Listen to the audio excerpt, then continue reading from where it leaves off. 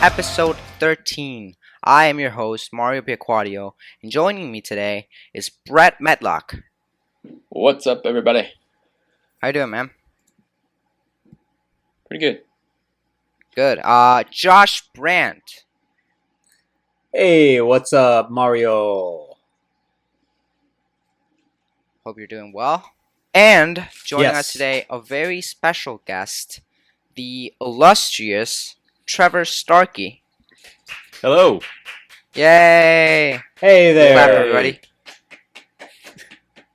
Trevor Starkey from the Trevor Trove. Is it trevortrove.com? Yep, that is correct. trevortrove.com.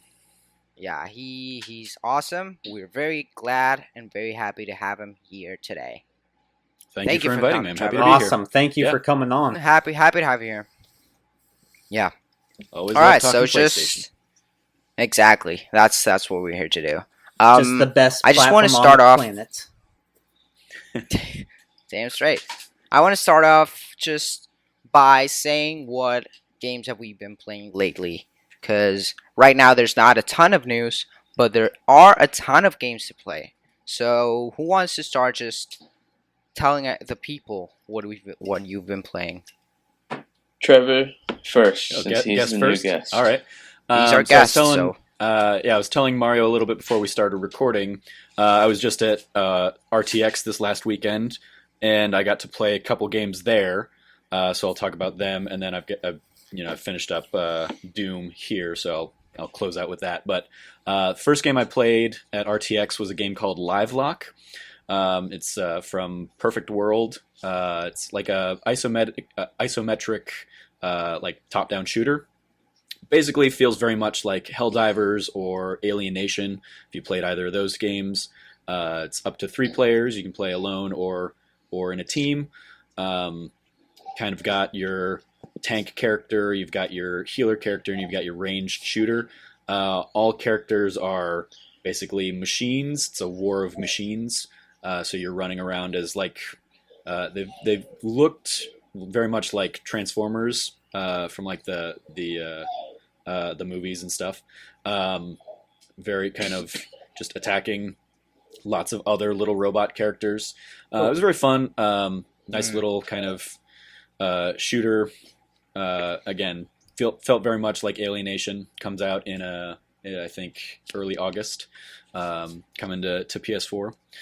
Other than that, the big game that I was excited to play at PlayStation or at RTX was Pyre, which is Supergiant's new game, from the guys behind Bastion and Transistor.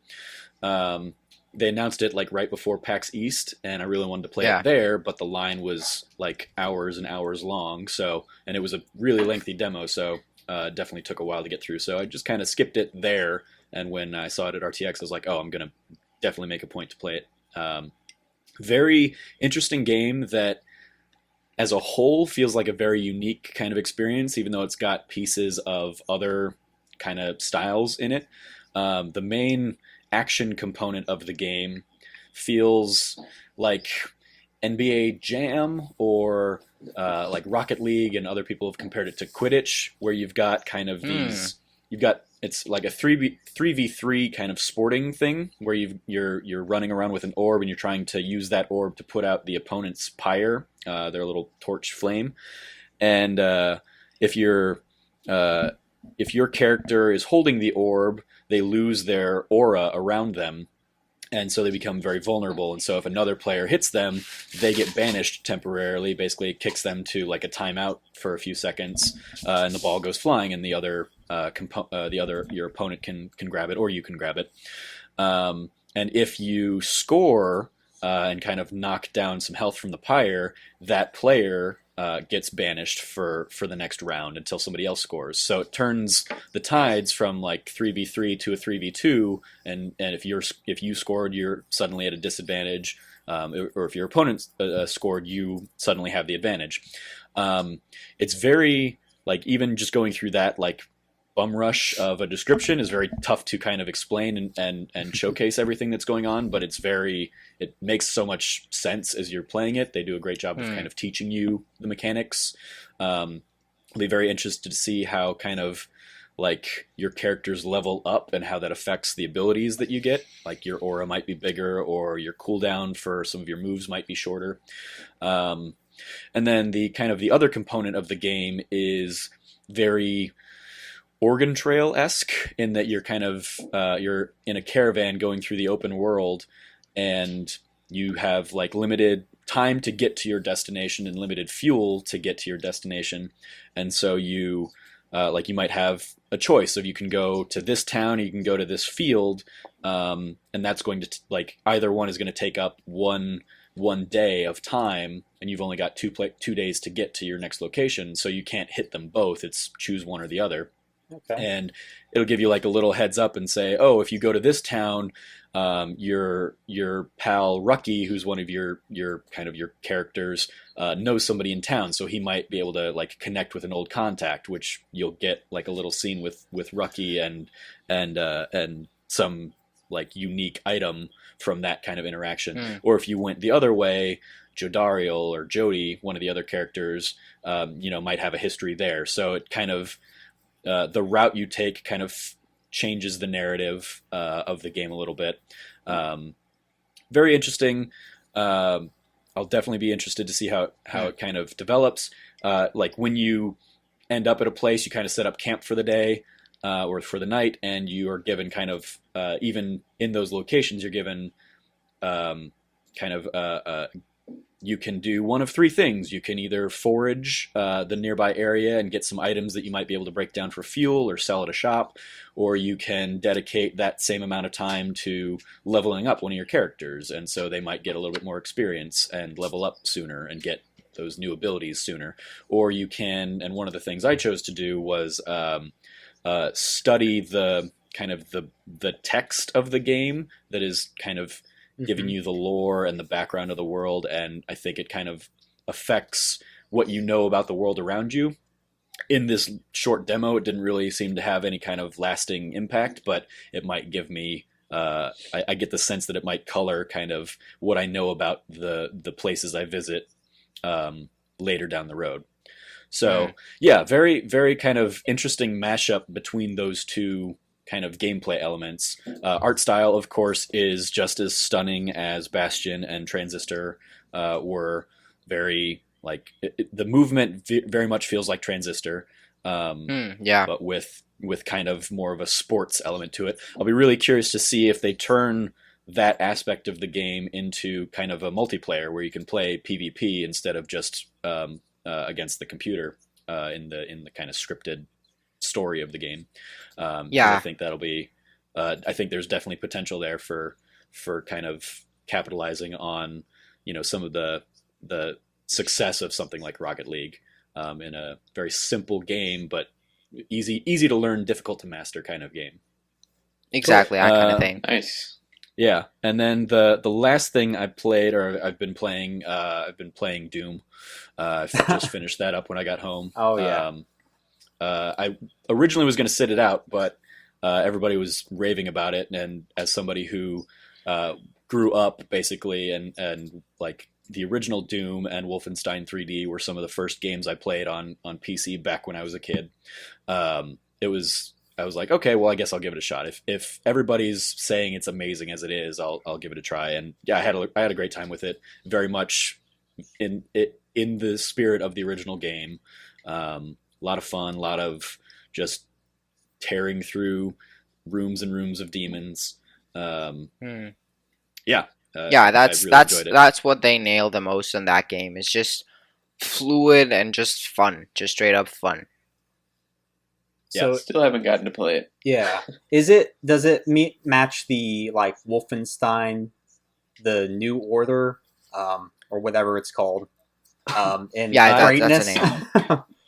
Yeah, I haven't played the new Wolfenstein, so I can't speak to that. But I mean, from everything I've heard about how Machine Games kind of captured the spirit of Wolfenstein 3D, it definitely feels in the same vein. I mean, they even kind of take like there are just like in Wolfenstein where there were moments where like as I understand it, you would like go to sleep and you would have like a nightmare where you were playing the original old so version of the game. The original game, yes. Yeah, That's Doom awesome. very much kind of pulled in that same aesthetic, and you can every level has like a hidden area where if you like pull a lever on the a lever, you'll unlock like a little segment of like a door will open up, and you go in there from the graphics of the PS4 into super old janky Pixelated. old style Yeah. That's Doom, awesome. and then That's that awesome. unlocks the levels from the original game that you can then go and play kind of outside of the campaign. Oh, man. Cool, Might man. have to Yeah, check this definitely, out. definitely. Awesome. Awesome. Yes, So yeah, we just to go back to Pyre real quick. We were talking Yeah, about sure. how Supergiant is really good at creating games that feel familiar, comparing it to the predecessors, but at the same time are very different. If you play Bastion and Transistor, you can tell maybe they're from the same team, but they're very different games. And I love that they took that even a step further with this. The entire sports mechanics and all that just seems so different from what we've seen from them, and I'm very excited to play that. Yeah, absolutely. I mean, you can definitely feel hints of Bastion and Transistor in Pyre, but it is very much like the art style is the most cohesive unit among all three games, and it is very much kind of its own beast in terms of where they're going with it. Another little small thing I didn't touch on is kind of the way the story's told. There's a lot of like dialogue boxes, and you're reading the story while kind of the other characters are all speaking a made up language, unintelligible. But there will be in like the dialogue boxes, there will be key words that are kind of highlighted, and you can scroll your cursor over it, and it'll say, "Oh, this is what this word means," or "This is who Oh, this that's person cool. is." So kind of giving you kind of the lore of the world, and you can also interact with some of those pieces. So like right out the gate, these people find you, and they like try and kind of restore you back to health so you can help them, and they'll refer to you as a man by default, but you can you can interact with that dialogue and basically correct them and say if you want to play as a woman, you change that, interact with that text, and it kind of colors then the game moving forward. Cool. That's really cool. That's Yeah, that's different and cool. interesting way Great. of kind of tackling branching narratives. Oh yeah, absolutely. Seems different from what we've seen so far. Yeah. Awesome. Who wants to go next? Brett, go for it. Go ahead, Brett. Alright, Take us away. Lately, I started playing Grand Kingdom on Vita Oh, because yeah. Jason from Enthusiast Gaming found a random code from the developer, and I tested it out, and it worked. So I got the game for free, so it You're was so awesome. lucky. So there yeah. Always nice. Yeah, exactly. Yeah, I didn't know the game was like $40, so that makes it even cooler. Right. Yeah, it's super good too. Like completely unsuspecting. I hadn't even seen anything on the game prior to playing it, so I just turned it on. And always Even though I the wrote a best review kind for of it. surprise from a game is when you literally know nothing before you jump into it. You didn't read my So- review, Brett? No, maybe I didn't. Come on, man. Managing that. I remember seeing it after I realized it was the same game. But Yeah. didn't you really love it too? Yeah. I think I gave it a 7.5. Nice. So nice. that's a good to great score. But I enjoyed Yeah. it too. I get what you're saying. I think it flew right under the radar, so no one knew about it. But it's It did, totally like- worth checking out. It might Yeah, have I've been seen the some name. I people think the loving name isn't very appealing. Yeah, it is. But yeah, it's super good. It's just like a turn-based kind of like with action implemented into the turn-based stuff. It's really cool. Like you have like 3 rows. I'm not sure if there's ever more than 3 rows. Is there, Josh? No, it stays pretty much the same way. It just adds different units and abilities, and it always it's Yeah, simple, like you have like but an archer complex. who you keep in the back, and like a warrior who's up front, a magic guy who's like a healer, and and you can change the way everyone looks to look like anyone. So I made everyone look like my family and just name them after like members of my family. So that was fun. Right. Yeah, it's just a cool little game. Really Awesome. flew under the radar. No one's talking about it. Yeah, Playing it I on definitely Vita. didn't see a marketing push on it. Yeah. Oh yeah, for sure. Yeah, I'm playing it. Yeah, I'm playing it on Vita. It's also on PS4. Right. Not cross-buy, unfortunately. And I checked. that's- Josh gave it a 7.5. Okay. Oh, there you Thank go. you. There you Fact go. checker. Trevor's on top of There you it. go. We have a natural fact checker. Just Trevor is always on top of stuff. He's always on top. Yep. All right. And Is that aside it? Or? from that, All right. Cool. aside from that, I've been addicted. Well, I've been trying to be addicted to visual novel games, but I accidentally bought the wrong Danganronpa first. I thought I bought the first one, so I can't play it. Oh, Brad. So I'm waiting for the first one to go on sale so I can buy Good luck with that. and then play the other one. And I jumped back into Zero Escape Virtue's Last Reward, but Oh, I You've need been to I'm liking so that, lost because I got through like half of the game like a year ago, and now I don't remember anything that happened, so I might just have to start over. Ah, Oh, just that's do the that. worst, Yeah. man. Yeah. Just do I that. had to Yeah, do I that don't for know- I don't know Fallout what I'm gonna 4. do. Yeah. All right. Cool. And aside from that, it's been Rocket League every night. Oh yeah, there you that's go. like a given. Yeah, that's the mainstay in all this. How about you, Josh? Anything worth? Well, like Brett mentioned, the mainstay has been Overwatch. That's one that you can just get a couple matches in. Just every night. There you go. Yeah, it's the perfect game. It's definitely should be in the game of the year conversation at the end of the year. Love that game. Let's see. I'm reviewing the Banner Saga 2. So I'll have Can a you- review up for that soon. And Can you say anything about it? well, pretty much I would advise anyone to play Banner Saga 1 before 2 because the events of the second game take place like right after the first game. So they have a brief synopsis at the beginning that tells the story, what happened so far, but you just get a better understanding of the world if you play the first game. So definitely play the first game first if you want to play number 2. But overall, It's the Gotcha. same experience, and it builds upon the strategy layers and isometric, how it plays. So it's really good. I've been also nice. playing. I'm trying to get through the backlog. The Witcher 3. Man, Oh, Yeah. dude. God, I love Yeah. I still need to beat the DLC, the second one that just came out. that. Blood and Wine. The you ever play a game where you didn't get it the first time around and you sort of lost interest with it, but then you play a game the second time and it's like clicks for you and it's like Oh, yeah. an awesome All the experience. time. That Yeah, happened to yeah. me with Skyrim, actually. Yeah.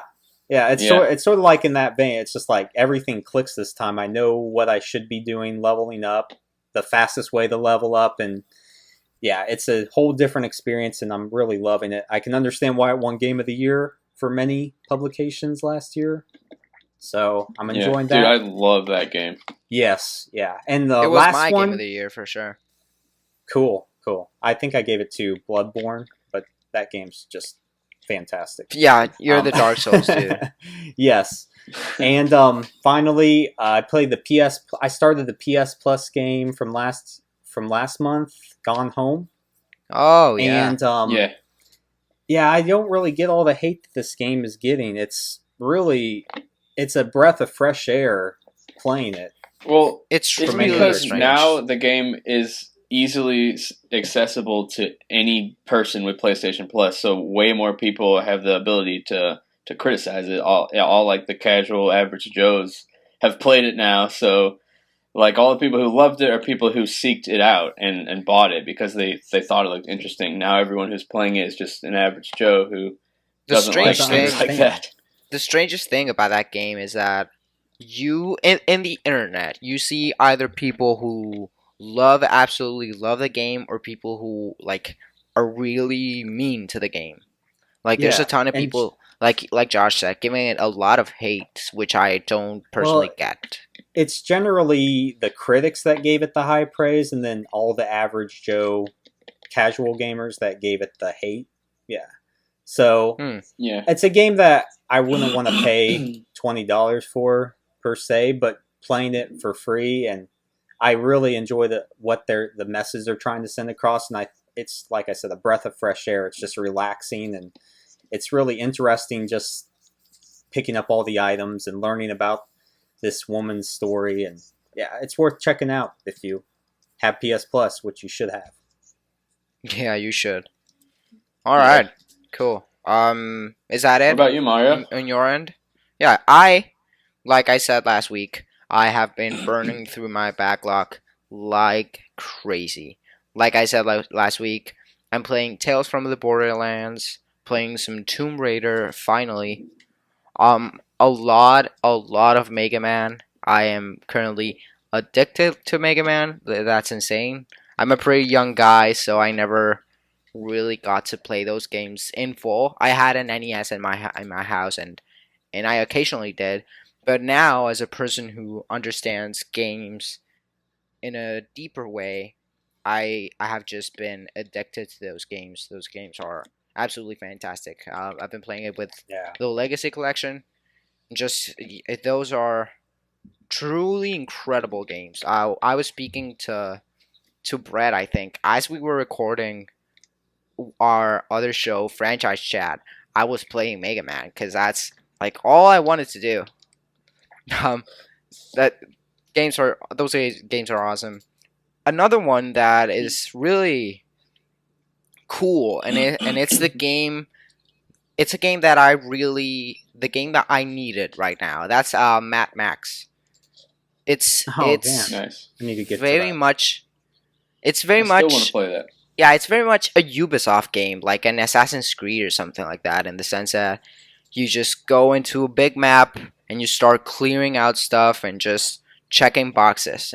And when I played Assassin's Creed Syndicate, that I was in that kind of mood.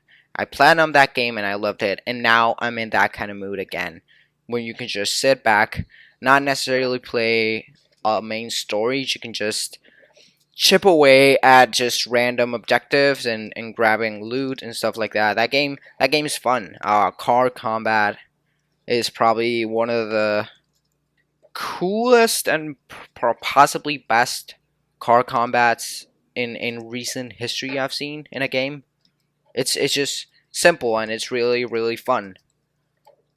Yeah, so that Cool. Awesome. I think that basically covers it. Of course, playing NBA 2K16 as a big basketball guy. That too. Yeah, I Not chip a big away on basketball that. guy though. I am. I adore basketball. It's fun. It's fun. I like That's playing my sport. the games. I wouldn't have bought it, so I'm glad it was free on Plus. I was gonna buy 2K17. Still going to buy it, but since it was free, like how can I not? And that and Rocket League, Sure. like we said, those are pretty much mainstays. But yeah, pretty much Mega Man and Mad Max, with Mighty Number 9 and just the whole shitstorm that game has been. I definitely recommend people to go back and play the original 6 Mega Man games with the Legacy Collection. You're into for some awesome games. Yeah. Yes. Cool. Okay. As somebody who grew up with them, I do not have like the nostalgic love for them. Oh really? Yeah. I remember playing through them all and beating them all, but it was because that was like the game you had over the summer, and so you just spent all that time like learning where everything was and knowing all the enemy placement and the order to get all the bosses.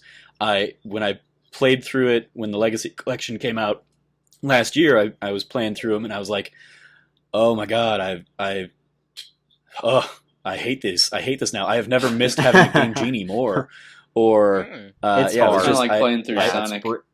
I did not have the patience for that with all the other things that are out that I want to play. I don't have the patience to go through a level and jump over like a gap and suddenly a thing shoots up and kills me because there was no way for me to know that that was going to happen. And you learn by going. I wrote at the time, that was one of the earliest reviews I did on my site, that I feel like if that game got released like today, like as Mighty Number 9 is a great example. If that game got released today, it would be torn to shreds for like how glitchy the game is and how like unfair it is and how cheap it is, because it is I could be standing on a platform and a fan goes up, and because I wasn't standing in the right spot on the platform, the fan's sprite knocks me off the cliff instead of lifting me up like it's supposed to. So it was very much a frustrating experience going back to something like that. And I was like, okay, well, I know I played these games, I know I beat these games, but that's not in my head anymore and hasn't been for many, many years apparently. So yeah, I had a very different experience than you. I'm glad you're enjoying it, Mario, but it was very going back to it. It was very frustrating for like a game of this day and age kind of thing. To be fair, great piece of history, but like not in my estimation, not a great game by 2016 or 2015 standards. Yeah, a great game for when they came out. Besides like Super Mario Bros., like what games do you think still stand the test of time if they were like to be released as like an indie game nowadays? It definitely depends on like your flavors, but like the Super Nintendo era Final Fantasy games are some of my favorites, and I think they hold up. That's a good choice. If you're okay with RPG grinding and active time battle, but if you're someone that has now grown up playing like Final Fantasy 12 or 13 and need kind of a more action RPG focus, then that's not going to be your cup of tea. But I think those games and the art style, when they're not the weird like chibi sprites that went to like mobile, I think those definitely stand out and still hold up. I think Castlevania Symphony of the Night, something I just played for the first time last year, and I think there are games that have taken that formula and kind of built upon it. Like notably, like I point to something like Guacamelee or like the Arkham games are Metroidvanias just in a 3D plane, and I think they do it better than Symphony of the Night does. But Symphony of the Night itself still holds up pretty well for a game that's 20 years old. Yeah, that's a game. That's another game that is on my short list of games that I need to go back and play. So I will do that. Shortly, I think for sure. I think the Sonic games, the ones from the Sega Genesis, mind you, actually hold up pretty well. Yeah, I'll give you that. Yeah, I mean they're not the. I'd rather play Mario, but they still work fine. I mean, I love those games back in the day, and I could still go play them now and enjoy myself. So. Yeah, but like I can't remember in Sonic, if you get hit, do you lose every single one of your rings? Yeah. The originals, you lose all your rings, but like you can get some of them back immediately. You might not get all of them back, but you'll grab like the ones that. But you can get some. So yeah, if you I just couldn't remember. It's basically 2 shots to die if you don't grab any rings. Yeah. That's how it works. So yeah, but going back to Mega Man just real quick, like Trevor said, I definitely can agree on some of the points that you can definitely tell that it's a game from a very different era. It's sometimes the game kills you for no reason. Sometimes it's just unfair. Sometimes you're just dead because they made it as hard as possible, and there's a ton of elements that can for sure be frustrating to players now. I just found myself in that kind of mood, and I ended up loving it, but his points are definitely really valid. But yeah, that's what we. I will say. Oh yeah, go ahead. I will say that Mighty Number 9 is not a Mega Man game, so don't get that. Confused. I just make the comparison that I think like if the original like Mega Man and Mighty Number 9 got like released now at the same time, Like I think as contemporaries of one another, I think they'd both be as torn to shreds as Mighty Number Nine is. It maybe Mighty Number Nine might even be less so because it's trying to play at least using like the speed of modern gaming, whereas Mega Man is still is very heavy. It's a very slow. It's slow game to play through. There is so much weight to Mega Man. So that makes sense. Cool. Now we are gonna get into the news. This is a very slow week. This is post E3. We're not getting a ton of stuff. That's why this segment was longer than usual, because we really don't have that many things to talk about. But yeah, to kick it off, on last week's show, we talked about how BioShock the Collection appeared on 2K Games' website without any announcement. Yeah. Without any announcement, the BioShock Twitter tweeted out a really cryptic tweet, but now it has been revealed. BioShock the Collection will include BioShock, BioShock 2, and BioShock Infinite, plus all of the DLC across every game. No multiplayer for 2, though. And will release... all the single-player DLC. Exactly, that's a better way to put it. All the single-player DLC. And it will release on September 13th in North America, 15th in Australia, and 16th internationally for $60. Yeah, I just want to say this is how you do a collection, not like Batman, where you give us 2/3 of the trilogy, and then it looks worse than the original did. Right. That was You're also bullshit. not counting Blackgate on the Vita. That was a Vita That game. exactly. Right? That later exactly. guy. So That ported. you're only getting half of the Arkham collection whenever that comes out. Yeah, Probably that's never. not going to come out in a while. Like Brett said, it was ridiculous. I remember when Brett showed me like the screenshot comparisons, and I could not believe how the remastered look that much worse. It looked terrible. It Yeah, was an that. embarrassment. Rebuilding the game in Unreal, right? Isn't that in Unreal what's 4, going yeah. on with it? Yeah. So that's Yeah. of course gonna. I mean, they gotta rebuild everything kind of from the ground up. Yeah, on that, from not the ground just up. The assets. They gotta rebuild like the AI logic and the combat systems and everything. So Yeah. it didn't surprise me at all when they announced the delay. Oh no, it was expected. You have to assume they need to take their time to just really deliver on what those games are. You can't do a lackluster remasters on those. Yeah, no, and I mean they did the same thing with Arkham Knight. They announced it, gave it a date, so they could sell a ton of pre-orders, and then immediately we're like, oh, just kidding, we're not going to hit that date. It's delayed. Yeah, 6 months.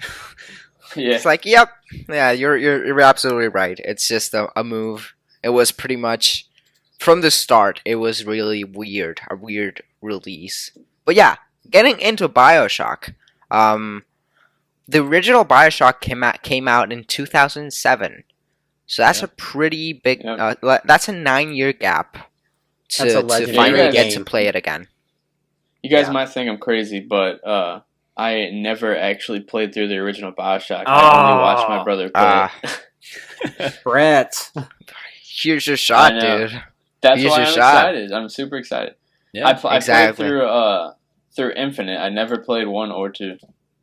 One Okay. is definitely. I didn't even get to beat 1. I never owned it. I was 9 years old at the time, so Little Mario. Jesus. I Playing was his 9 years old Pokemon. playing BioShock. So yeah, like my cousin gave it to me. I never beat it, but I remember it, and I definitely remember being the best out of them all. I'm very excited to see how it looks on a PlayStation 4. And I just want to play them all back to back. Yeah, the Same, original. except Infinite. I didn't really like that game. You didn't like Infinite? Oh, man. Well, I'll just say BioShock, the original, was one of my favorite games of all time for a while. And, oh, man, I can't wait until this collection hits because people need to experience BioShock 2 because it gets a lot of hate and people didn't try it because of the stupid critics that dissed it. It's not BioShock 1 or Infinite, but it's still a great game in its own right. And it fits perfectly into the BioShock canon.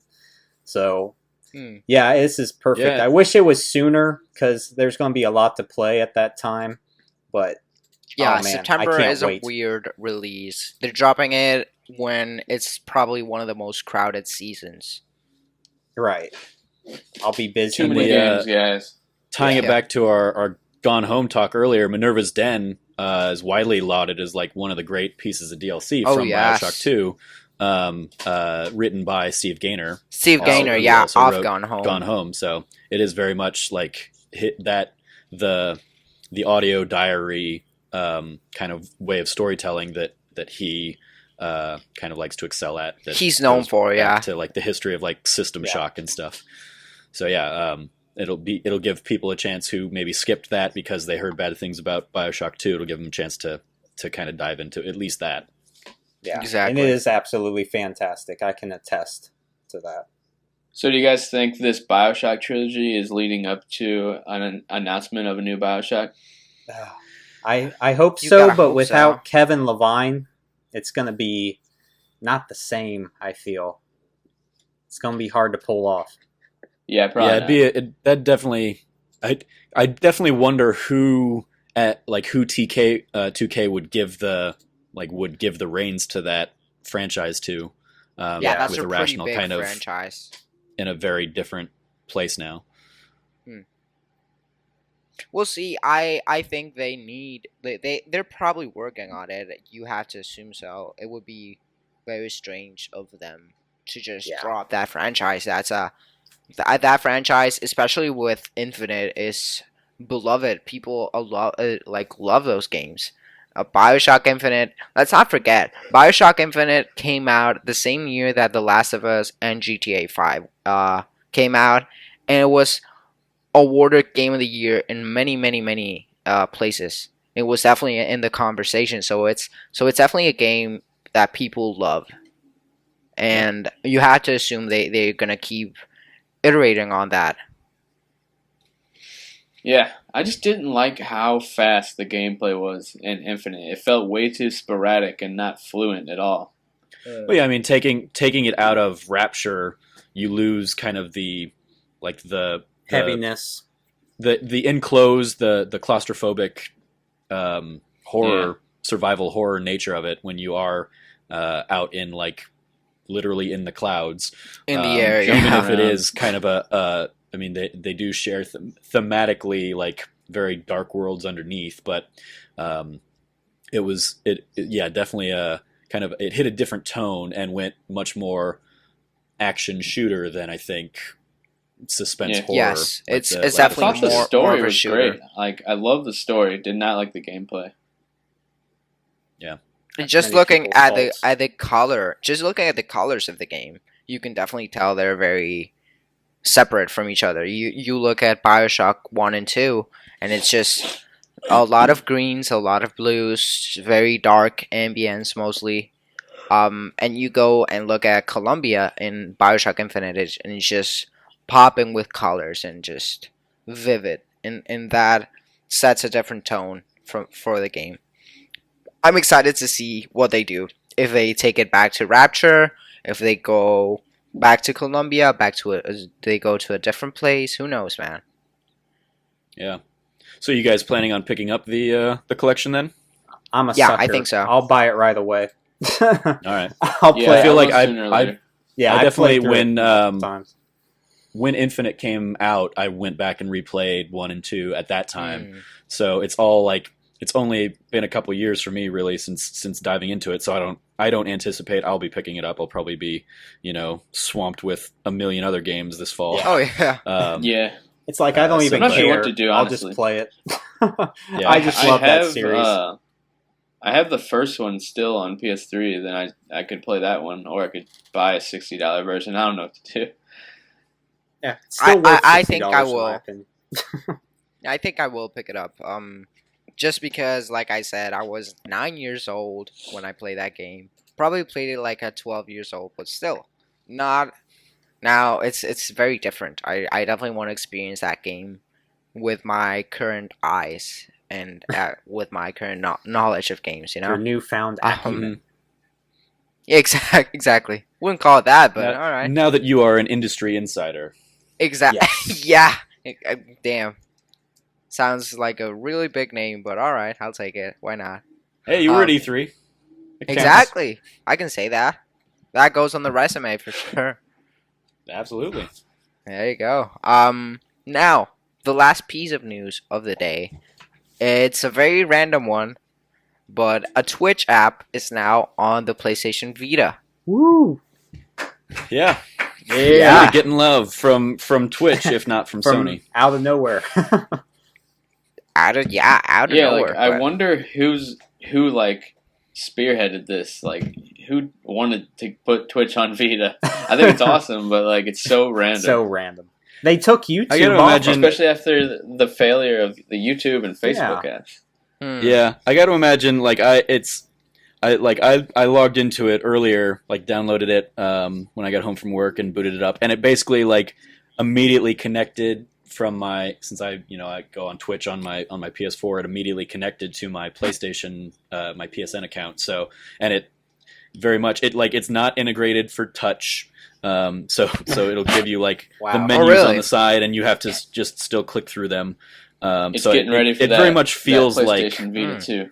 yeah, it very much feels like the like it is basically it's obviously not as simple as copy and paste, but they pretty much copied and pasted the PS4 version of the app and downsized it to the Vita. Sweet. Yeah, Awesome. who knows why they did it, honestly. Like we said, with the YouTube and Facebook apps and even Twitter, that they didn't do so well on the Vita, because that's not necessarily what you want to do on it. But I think Twitch makes a little bit of more sense than Twitter or Facebook, because just Twitch is popping in a stream, and you don't have to type necessarily that much. Just popping in and just watching something. That could make a little bit of more sense than your Twitter or Facebook. Yeah, I mean, if you're playing your PS4 and you've got your Vita right there next to you, you can have Twitch on while Exactly. you're, playing a game. Yeah, Yeah, I'm exactly. definitely In using that vein, it definitely feels like it could go the same way that YouTube did, but it's interesting that Twitch decided they were invested enough in it to say, yeah, let's give it a shot. I mean, I definitely. Again, like I'm a member of the kind of funny community, as a like that's how I know Mario. So Yeah. that is a very hardcore Vita fan community, base. Yeah. and the Vita, the people who own Vitas are very dedicated to gaming and gaming culture and the getting use out of their Vita. Did Yeah, you guys buy that you Vita definitely see Island that. T-shirt?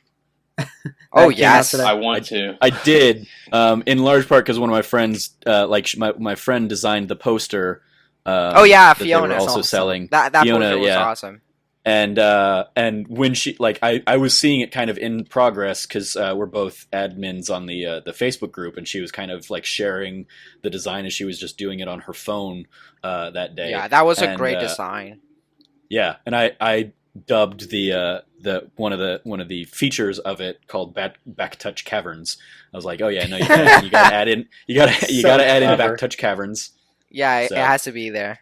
It's just God, I always forget about Backtouch. Because that's where we're smuggling in all of the people who Colin Moriarty will not let onto Vita Island. exactly. where- Yeah, that's a place. That's a place you don't want to go to that place, but it's there. It's there, It's awesome, even if like you don't need it. Moriarty Manor, and yeah, it's so Yeah. Would great. you guys be allowed on the island? I am. Oh, yes, yeah. I am too. Me too. I think had I'm a little I too had late. it long enough, and I've also What was the date again? It was 2013. July something 2013. It was basically Yeah. it was whatever they took off Uncharted from like the free games collection and switched to doing 2 games a month. Yeah, it was Um, actually December, I think, 2013 or something yeah. like that. Well, they initially did that, and then they pushed it back to to basically when you couldn't get Uncharted on it. But I figure I've also got like a lifetime pass because I was on the Gamescast talking about the Vita with the guys. Yeah, so he has like a You privilege. can't kick me off, Moriarty. I helped build this island with you. There you go. We There you built go. this Yeah, he's island. privileged. We built Don't you have like a special? Josh singing is always a highlight. You don't have a position in the island yet, or do you? I can't No, remember. I mean, not a formal one, no. But that's why I'm the smuggler. Oh, you're the I'm- smuggler. Oh, I'm, there you I'm go. the smuggler that's going to overthrow the regime. Please. Just for like, this is my passport, my Vita Oh, I with see that. like Gio Corsi and Greg and Colin and Oh, you showed me Brian that. Yeah, Altano. that's right. Shuhei Yoshida signed it for me. Oh, that's so awesome. Yeah, This smuggle is my me retired in, man. Vita. Yeah, Yeah, that absolutely. Vita- That's that my Vita, retired it's one, not- and then I've got my Persona one as like a replacement. That's a Dude, sweet that's one. awesome. Yeah, that Vita is just for like basically hanging it up. That's a very cool piece of gaming in general. Yeah. Some very cool people For the signed audio it. listeners, I was holding up my Vitas to the camera. Oh yeah, exactly. We saw it. You didn't. Sorry. Oh yeah, I forgot. There's no video. We love the Vita. The point is, we love the Vita. We're very big fans of the Vita, and honestly, anything that comes out on Vita, I'm down for. Yeah. Dude, the Vita is just the best. I swear. It is. It really is. It's insane underrated. that so many people don't even know what it is, which just makes me want to cry. One of my friends on the way to RTX pulled out his Vita as he was going through the TSA, and the TSA person was like, "What is that?" And they're like, "Oh, it's PlayStation Vita." He's like, "I don't know what that is." And my friend Frank was like, "Yeah, no, that's nobody does. You're fine." Who cares? Nobody does. I've had Poor people like Vita. refer. I had a ton of people refer to the Vita as a PSP, and I'm like, no, it's not. It's not a PSP. Obviously, it's like the second PSP. Yeah. All right. There you go, Vita. We love the Vita. Like Trevor said, he is pretty big on the kind of funny community. That's how I know him, and we're all big fans of the Vita. Now, let's talk about the Vita too. Hang on a second. Hang on. Don't rush. We're gonna get into the drop. I'm just gonna read the titles because otherwise it's really long. The drop. The new releases for July 5th, 2016. The Banner Saga 2 is coming to PS4 digitally. Carmageddon Max Damage is coming to PS4 digitally and retail. Energy Hook is coming to PS4 digital. Fury, which Himanshu adores, is coming to PS4 digitally. Haken coming out to PS4 digitally. Lossy PS4 digitally. Lumo is coming out to the PS Vita digitally as well. Metal Slug Anthology, including all of the games up until Metal Slug 6, is coming to PS4 digitally. Rocket League Collector's Edition, which I'm happy exists because I support those guys, is coming to PS4 in retail. So it basically includes a ton of DLC, and it's in a disc. If you're a big fan of Rocket League, if you know the guys at Psyonix, you can support them by buying it. I think it's pretty limited, so if you're into that, just definitely go out and get it. Romance of the Three Kingdoms 8 is coming to PS4. No, not 8. Sorry, 13. 13. 13. Yeah, 13. I'm reviewing PS4. that, by Roman the way. numerals, they're tricky. Yeah, those numerals. It's coming to PS4 digital and retail, and that's it for the drop. All right. Awesome. So much quicker Now. than Himanshu. Yeah, there you go. Throw that in his Screw you, face. Himanshu. And you know what? Since Himanshu was talking crap about me last episode, he didn't think I'd hear. Fuck. So- there you go. Himanshu. Fuck him. Fuck him. You know what? He's fired. Love He's him. Fired. Love him. Fuck him. You're fired. No, I kind of hate him though. That's the thing. I mean, I've been looking for a regular podcast. If you guys, just want There you go. Yeah. Let's just replace Himanshu with Trevor. I like him better. Let's just Yeah, it name this sounds like a episode great idea. Himanshu, you're fired. Yeah. We just have to learn how to record video since he does pretty much all the hard work.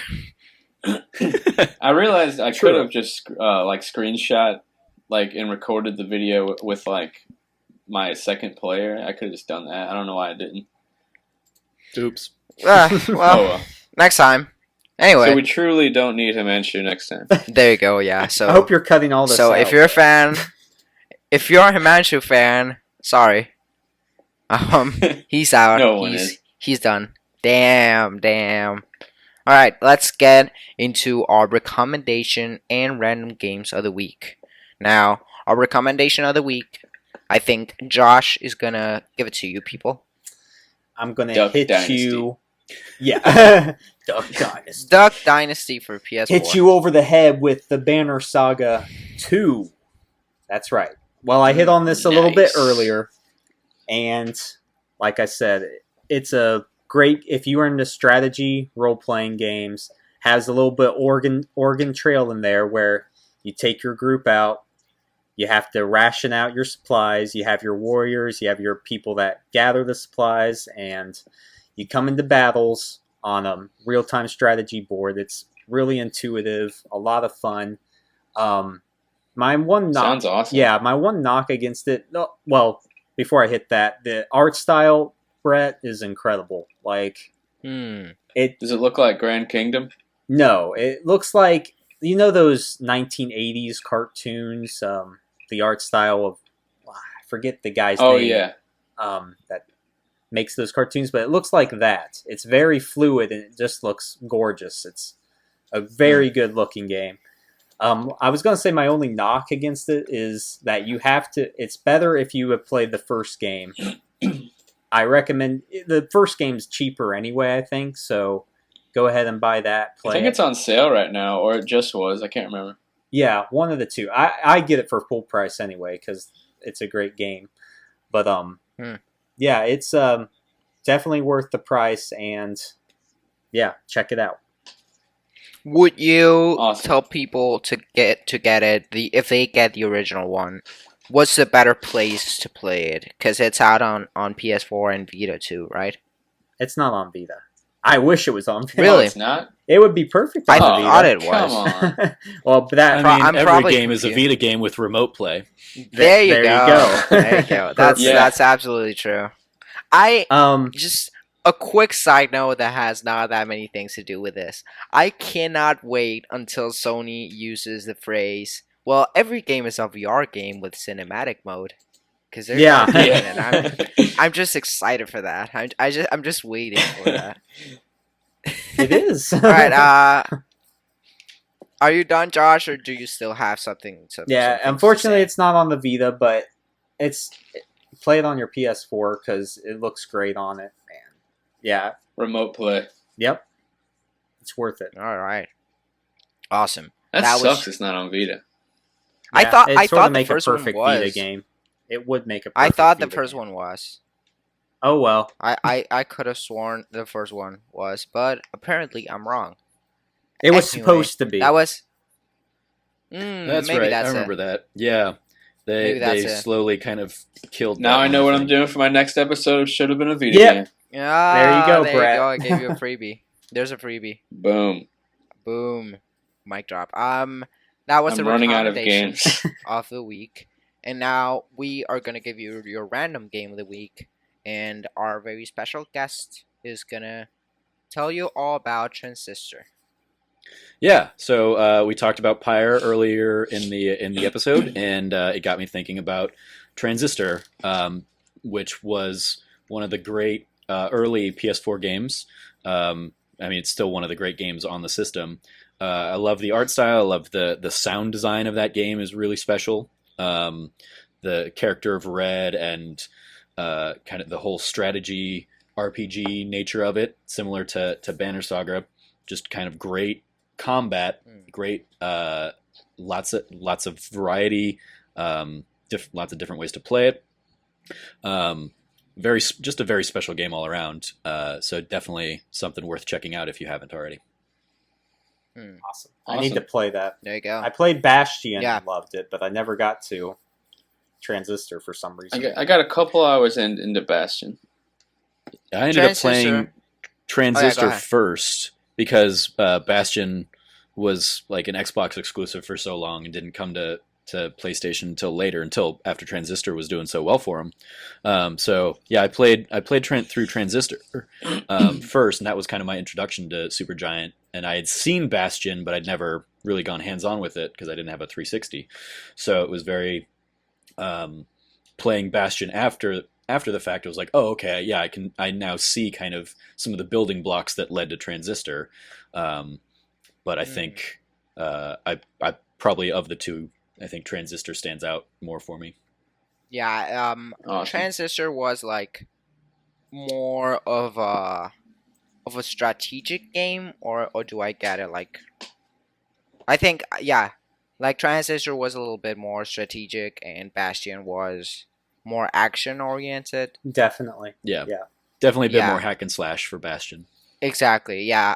Transistor definitely, you went back and just kind of analyze your way through the battles. It's just really good. Those guys are Supergiant are very talented.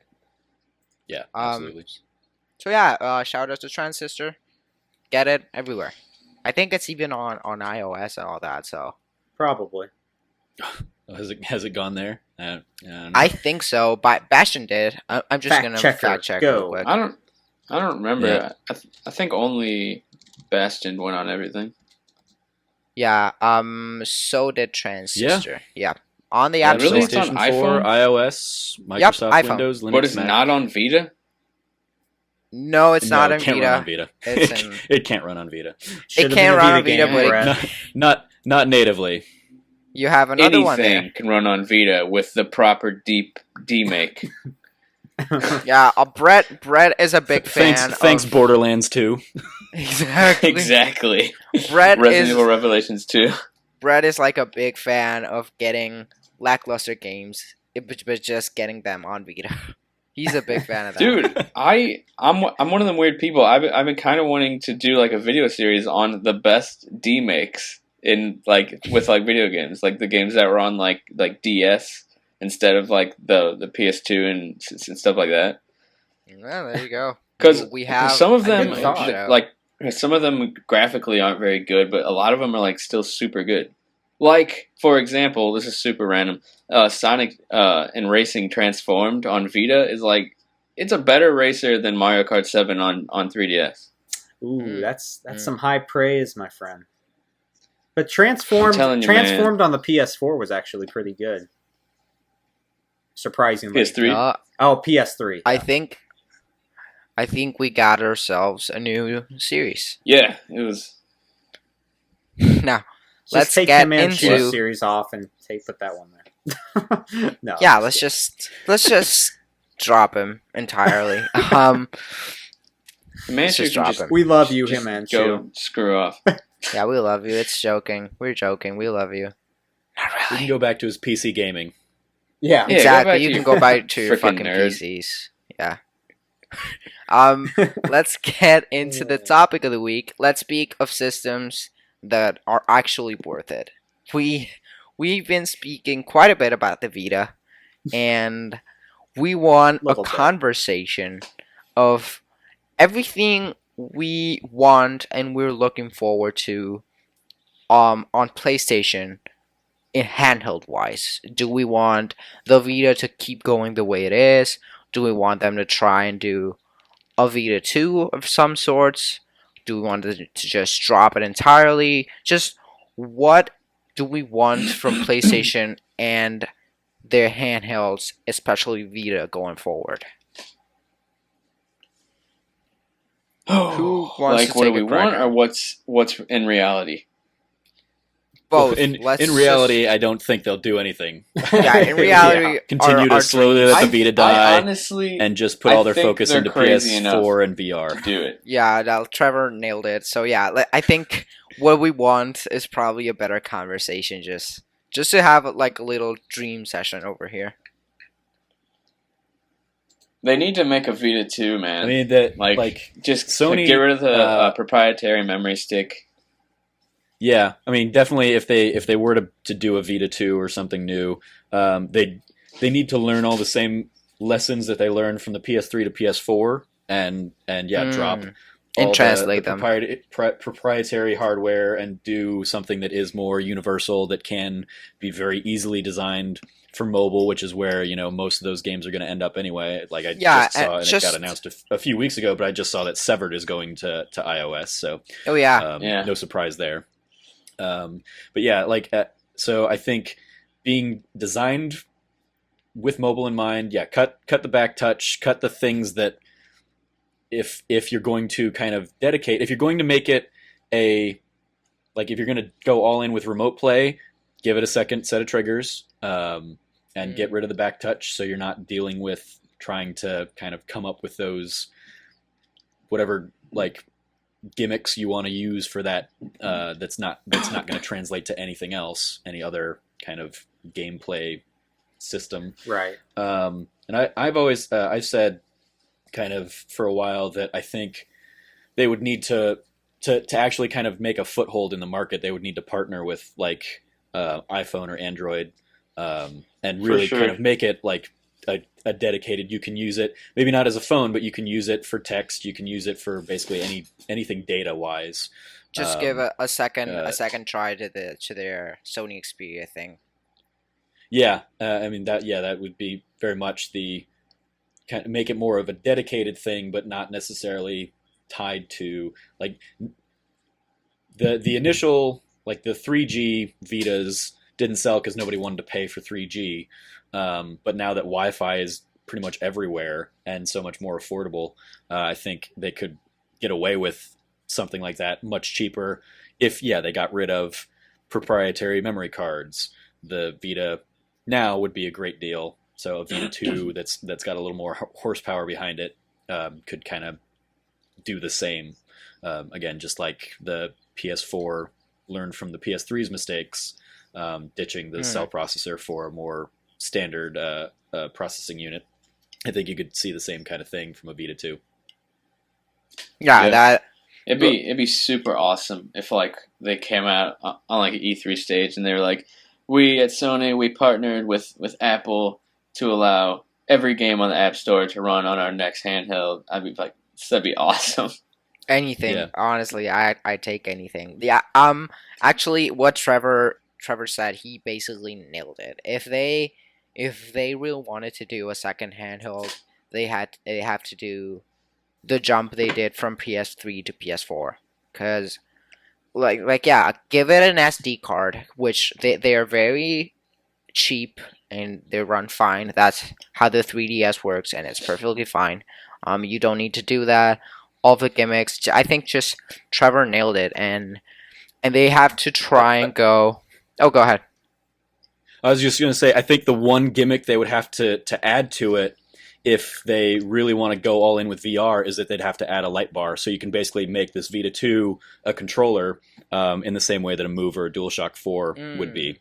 You'd have to kind of dedicate that component to it, so it is kind of you can play your PS4, your PSVR, and you're playing your Vita kind of all together in sync with one another. Yeah, I think that's a big one. I think what they need to do, if they do that, which I would be very surprised. I doubt they ever do something like that. But they need to sell on the already existing Vita fan base, which is a very hardcore fan base. There's not that many units sold, but every unit out there sells a ton of games. There's a pretty high attach rate for the Vita.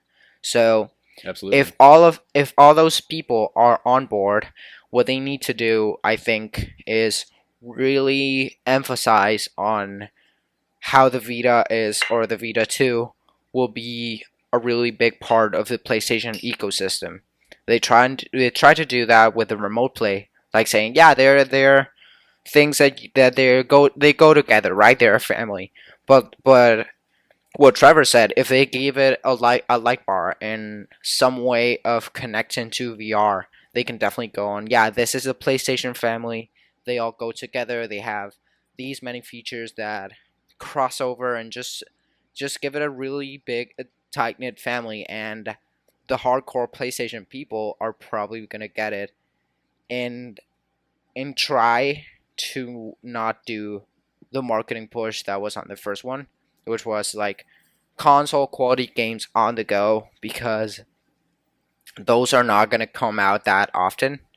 And so people are going to be disappointed. People are going to say that there's not that many games.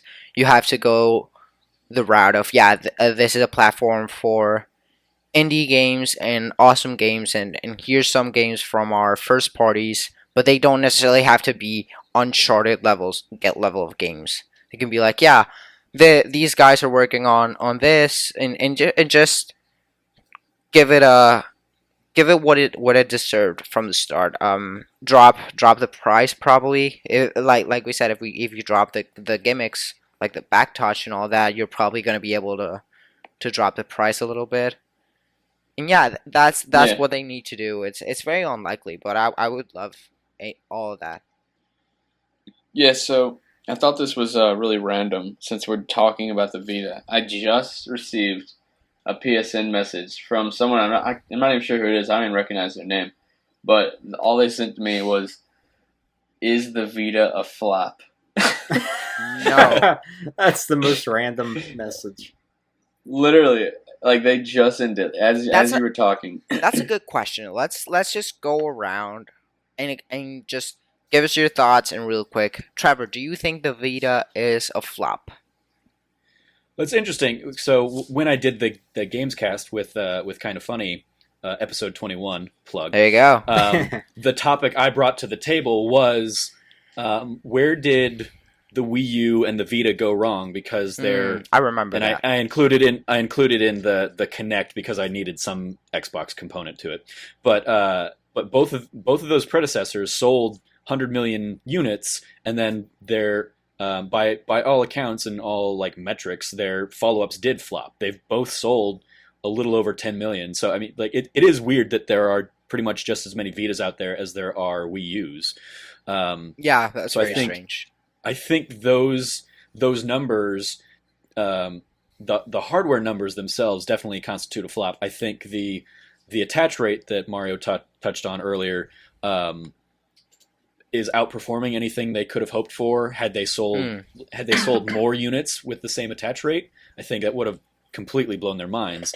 So I think they cater to a very specific audience. I think they cater to the same kind of audience that will go out and buy like the PlayStation Neo, the really diehard PlayStation fans. And I think they show just how many you have out there, how many real diehards there are in the PlayStation ecosystem compared to more casual players that in the Xbox ecosystem, for example, didn't immediately jump from the 360 to the Xbox One.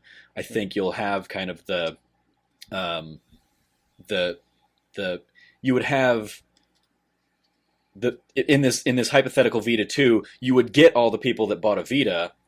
Maybe you drop some of them who felt they got burned by not having console quality games, but I think you'd get probably 90% of the people who bought a Vita to move on to this new system. And if it does become a more integrated piece of the PlayStation ecosystem, as well as caters to a more casual phone gamer, I mean, like, it's weird that we balk at like a $200 Vita when cell phones are $400, $500, $600, and they've been subsidized, yes, by contracts, but they're way more expensive than even your consoles.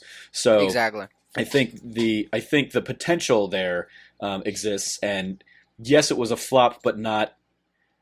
I see the Vita as less of a flop than something like the Wii U, where Nintendo has just continually kind of plummeted outside of the spike of the Wii sales.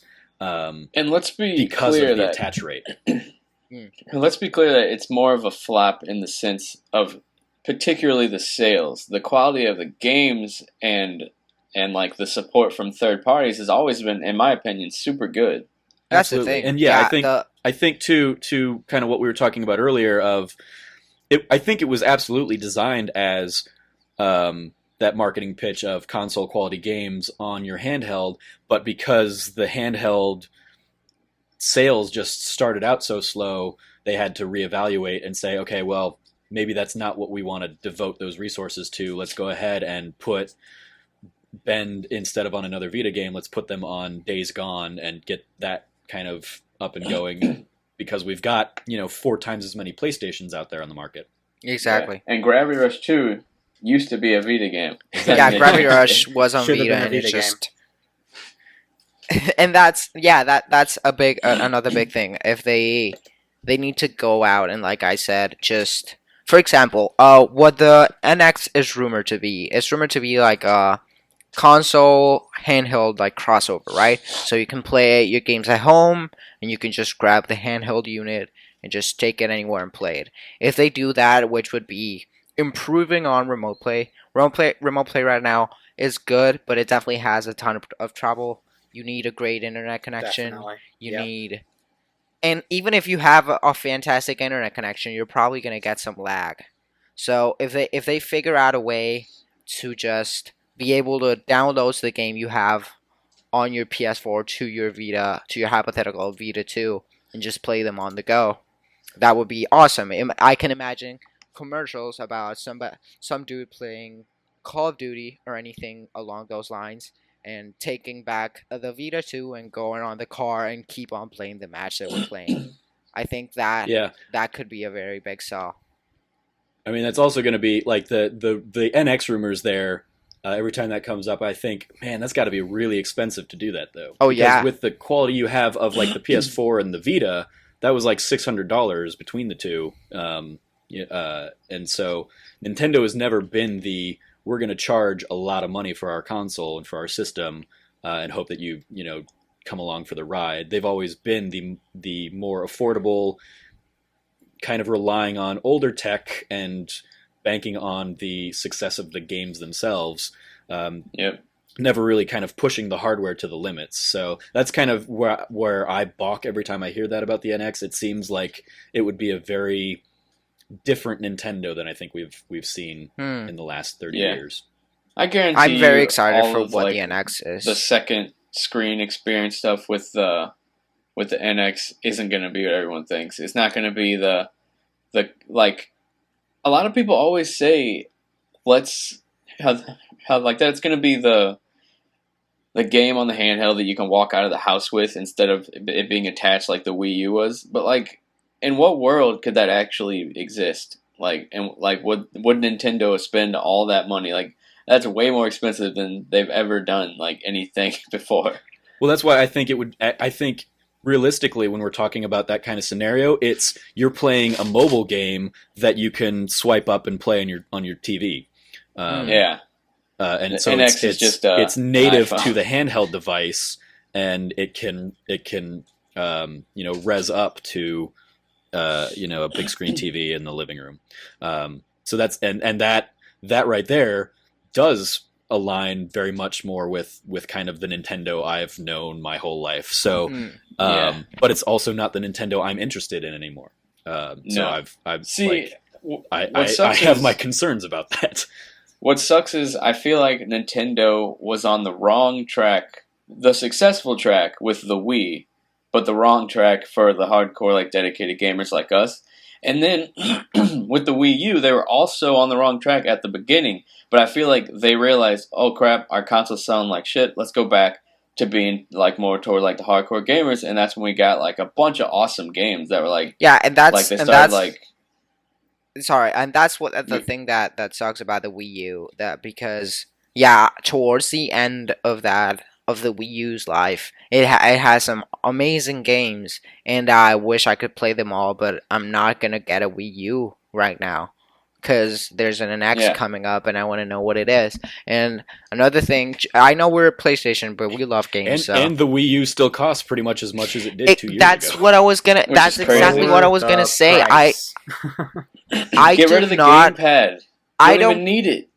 I doubt they do that, but I don't know how the Wii U is not $90 or $80. People are not buying it at that price point. They're not gonna buy it. They could lower it if they wanted to.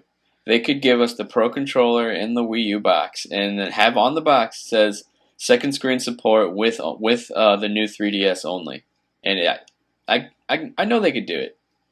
They're not going to. The Wii U is dead for them. Why would they give a new effort to try and it's sell dead. Wii U's. The Wii U is dead. Yeah. Yeah. I mean, That's like official, bringing it yeah. back to kind of Let's bring it back to the Vita PlayStation. conversation. I think both Sony and the Nintendo, when they made their bets on the Wii U gamepad and when they made their bets on the Vita, they were looking at everybody saying console gaming is dying. The Wii was very much an anomaly for the casual.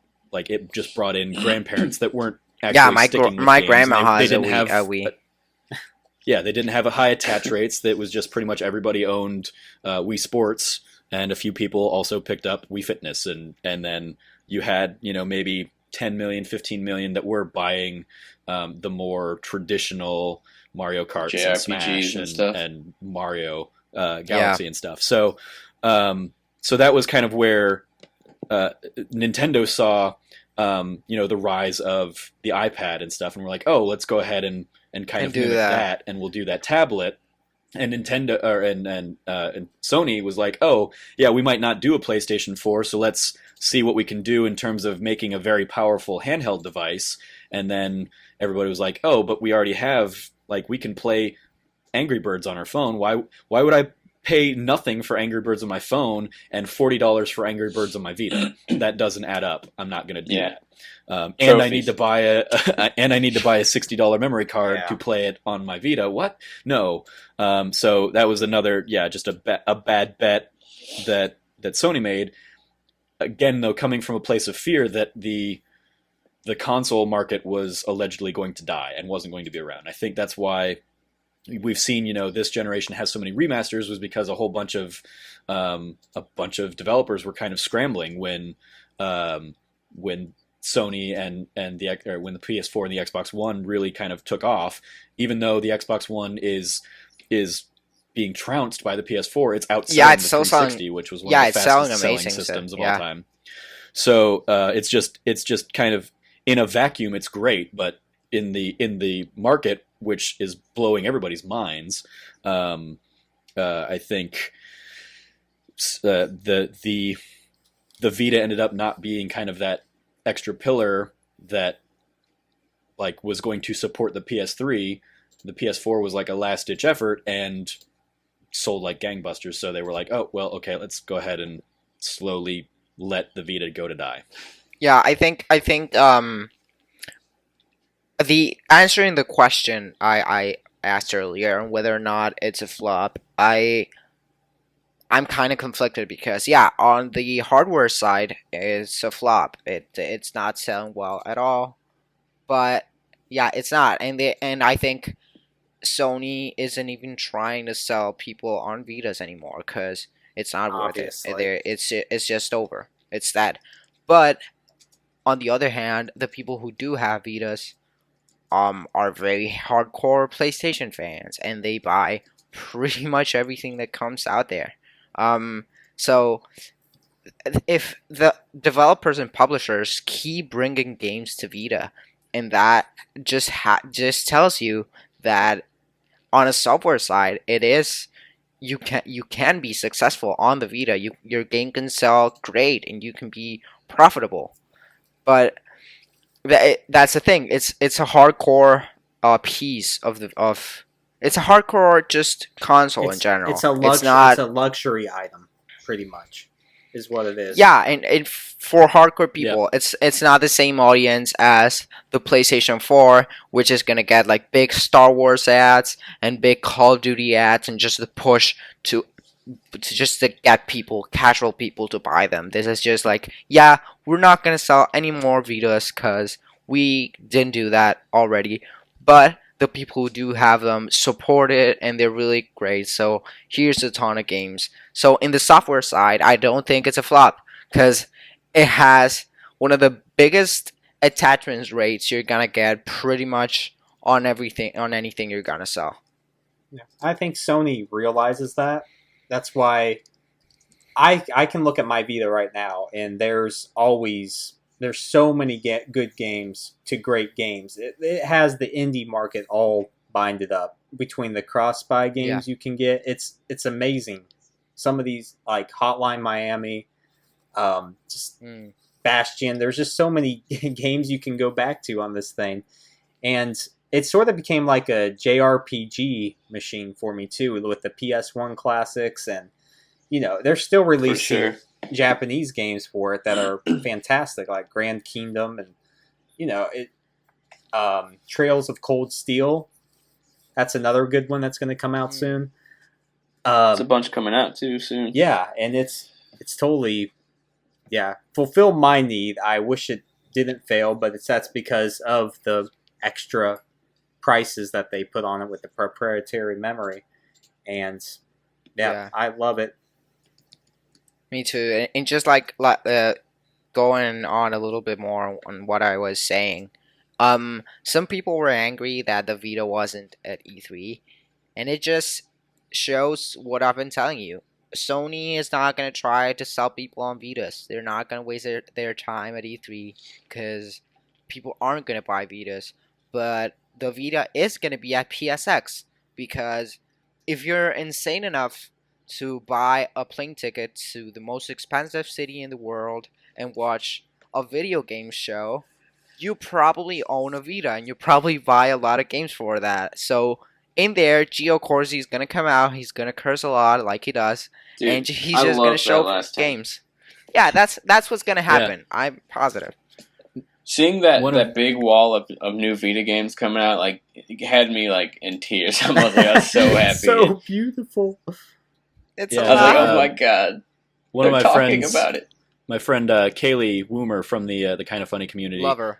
She ran into Gio a few times at PlayStation Experience, and basically has started calling him Santa Gio, because he'll pull Vita games out of his pocket and just give them to people if they. That's what he did to Mario, right? Going on, yeah. I also I bumped into him every single day of E3. And by the second day, he already kind of knew who I was. And we went to this party, to the Mix, and he was there. So I crashed a conversation. I was talking to him, and then all of a sudden he was like, yeah, you want some codes? And like Trevor said, he grabbed his wallet, and he has a big pack full of games. Of Vita and PS4 games, mainly Vita games, and he just gave them to me. And it's one paper with 4 awesome Vita games, and he's like, "Here you go." Yep, he was handing those out at PAX East too. We went to a bar after the show one night, and him, Cliffy B, and Adam Boys all just happened to be at the same bar, and so we had just ended up chatting up with him, a whole bunch of the group that was there. That's exactly what I did. He gave out a ton of codes. Yep. He's awesome. He's a really cool dude. That's exactly what I did with at the Mix. It was him and Adam Boys, and like Trevor said, you just go up to him, just chat a little bit with him, and he's gonna end up giving you codes. Yep. Yeah. Much love to Gio. Hey guys, he's awesome. We're almost 25 minutes past the hour mark. Do you think we should wrap it up soon? Probably. We could go on forever. Sure. Let's just give our final thoughts, and we'll wrap it up. Well, how's that sound? Before that, I do want to say one thing, just for random facts. The top-rated PlayStation Vita games of all time on Metacritic, I'll say from 10 to 1. All right. Okay. All right. Persona 4 Golden. Final Fantasy 10/10-2 HD Remaster, Velocity Ultra, Tearaway, Rayman Legends, Guacamelee, Little Big Planet PS Vita, Rayman Origins, Spelunky, Velocity 2X. Can't believe it's that high. I love that game. Persona 4 Golden. Yes, I nailed it. And there you go. Yeah. Those 10 games are all incredible. All that list is just full of amazing games. For sure. Anyway, that's all I gotta say. That's my closing thoughts as well. Vita is just a fantastic hardware, probably one of my favorites, probably even ever. I love that thing. It's awesome. It's just awesome. On the software side, it's perfect. To be fair, we were giving the Wii U crap for not dropping its prices, and the memory cards for the friggin' Vita haven't dropped their prices either. So Jesus Christ, Sony, get your shit it is together. Kind of, we got to at least be fair there. Yeah, that's a great point. How the hell does a 64 gigabyte card for the Vita still costs like $60 or $80. That's insane. Just think it's like throw it in the 120. Yeah, fucking- it's 100. Oh, that's right. Jesus you have to import it. Christ. It went Jesus. up? If you want the big one, yeah, I think it's still ridiculous. I got Ah. the big one. I got it so long ago now that I forgot that it was a part of like the purchasing process. I'm for like the a Vita. hardcore Vita guy, and I have a 16 gig memory card, and I just delete games left and right. Dude, I Just have- fuck that. I have three. Dude, I still have to I delete have three games. 32 gigs and two 16 gigs and one 8 gig Ah. from the Border Shock 2. So that's like Borderline. $500 Yeah. there. So that's Yeah, like yeah. $500. I Awesome. have Yeah, a 4 the, gig, an 8 gig, and a 64 gig. 64. The 64 gig is $94 on eBay and Ah. $112 on PlayAsia. Ouch. Jesus. So Yeah, I got get mine your off shit PlayAsia. together. Like when a memory card costs about as much as the hardware does, you have to lower the fucking price. Like that's insane. For sure. The Vita is going by at 150, I think, or even 120, I think, right now. Ah. Anyway, Yep. I think that Alright, well- about does it. This has been the PlayStation Enthusiast Podcast, episode 13, I believe. We had a great time. I just want to thank real quick and give a quick shout out to Trevor for coming on. He's awesome. Definitely check out his stuff at trevortrove.com. He is, from my personal perspective, he's a fantastic writer. I love Thank you. his style. He's just a great writer overall, and you check him out. He does great work, and I'm sure he's gonna reach far places. Trevor, Well, keep doing I stuff with appreciate us. Yeah. I I love think- kind of. I'm definitely doing a lot more, trying to branch out and kind of make more collaboration stuff. So yeah, We're anytime. definitely down for that. You're awesome, so you can count on us inviting you again. For sure. Excellent. Thank you for having me. Alright. No, thank you for coming, man. Alright, so this has been the PlayStation Enthusiast Podcast. I am Mario Piacquadio. You can find me on Twitter at Mario Not Bros. Brett, where can they find you? Brett Medlock. You can follow me on Twitter at BrettNLL or on PSN at BrettNLL or Xbox BrettNLL, blah, blah, blah. Alright, how about you, Josh? You can find me at minus the Brant. That's MINUSTHEBRANT. Same thing over PSN. And yep. Alright, and how about you, Trevor? You can find me, as we talked about already. I write daily for trevortrove.com, my little gaming enthusiast site. You can find me on Twitter at Snarky Starkey.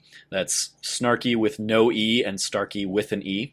And then you can find me at Great name. PSN tstarkey0810. There you go. You can also Nice. email us at mario@enthusiast.gg.